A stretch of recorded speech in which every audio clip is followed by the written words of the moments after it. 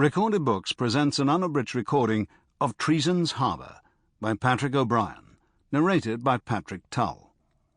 This book is copyrighted 1983 by Patrick O'Brien. This recording is copyrighted 1994 by Recorded Books. Malta, where the dockyards and salons are alive with Napoleon's agents.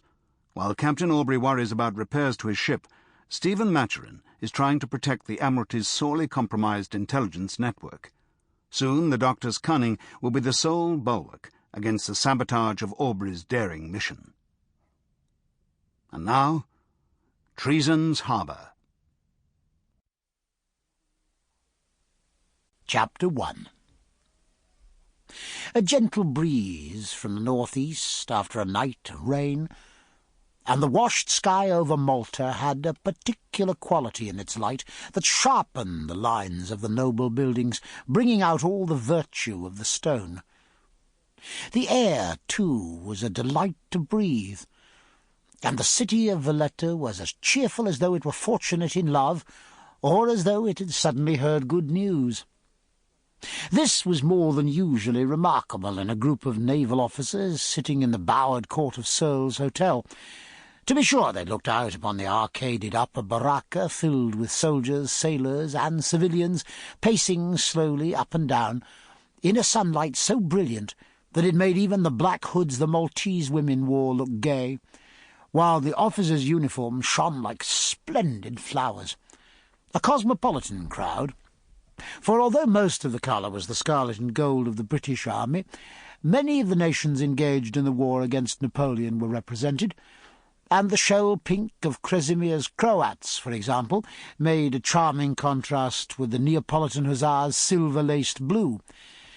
And then, beyond and below the baracca, there was the vast sweep of the Grand Harbour, pure sapphire today, flecked with the sails of countless small craft plying between Valletta and the great fortified headlands on the other side, St. Angelo and Isola, and the men of war, the troop ships and the victuallers, a sight to please any sailor's heart.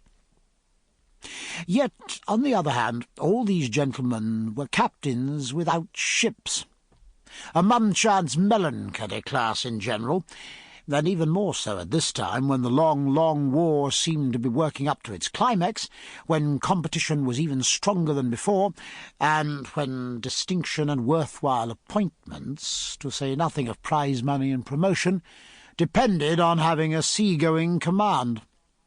Some were absolutely shipless, either because their vessels had sunk under them, which was the case with Edward Long's archaic Aeolus, or because promotion had set them ashore, or because an unfortunate court-martial had done the same. Most, however, were only grass-widowers. Their ships, battered by years of blockading Toulon in all weathers, had been sent in for repair. But the dockyards were overcrowded. The repairs were often serious and far-reaching, and always very slow, and here the captains had to sit while the precious sea-time ran by, cursing the delay. Some of the richer men had sent for their wives, who were no doubt a great comfort to them, but most were condemned to glum celibacy, or to what local solace they could find.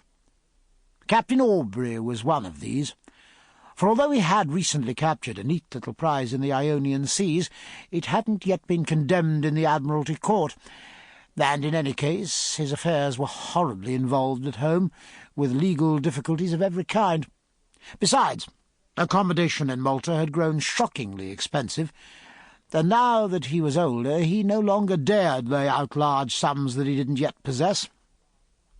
He therefore lived as a bachelor, as modestly as a post-captain decently could, up 3 pair of stairs at Searle's, his only amusement being the opera. Indeed, he was perhaps the most unfortunate of those whose ships were in the repairer's hands, for he had contrived to send no less than 2 separate vessels into dock, so that he had a double set of slow, devious, stupid, corrupt, incompetent officials, tradesmen, and artificers to deal with. The first was the Worcester, a worn-out 74-gun ship of the line, that had very nearly come apart in a long Sample complete. Ready to continue?